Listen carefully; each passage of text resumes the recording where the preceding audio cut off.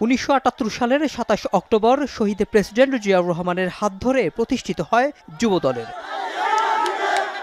সেই যুবদলের ৪৭তম প্রতিষ্ঠাবার্ষিকী উপলক্ষে শনিবার সকালে রাজধানীর শেরেবাংলা নগরে শহীদ প্রেসিডেন্ট জিয়াউর রহমানের সমাধিতে ফুল দিয়ে শ্রদ্ধা জানান বিএনপির স্থায়ী কমিটির সদস্য সালাউদ্দিন আহমেদ সহ যুবদল ও বিএনপির অঙ্গ সংগঠনের নেতাকর্মীরা।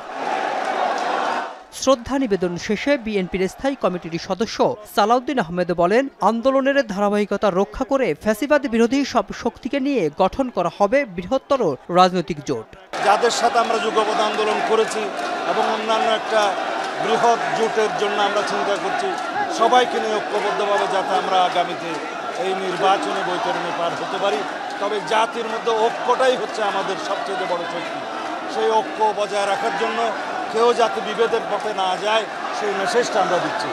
আগামী জাতীয় নির্বাচনে দলীয় বিবেচনা নয়, বরং যোগ্য ও জনবান্ধব প্রার্থীদের মনোনয়ন দেওয়া হবে বলেও জানান তিনি। আমরা সমগ্র বাংলাদেশে আসন ভিত্তিক সকল যোগ্য প্রার্থীদের, একাধিক যোগ্য প্রার্থীদের সাথে আমরা কথা বলেছি। এটা তারই প্রক্রিয়ার একটি অংশ।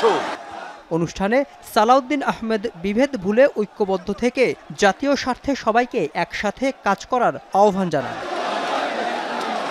মেহরাব সুমন, এখন, ঢাকা।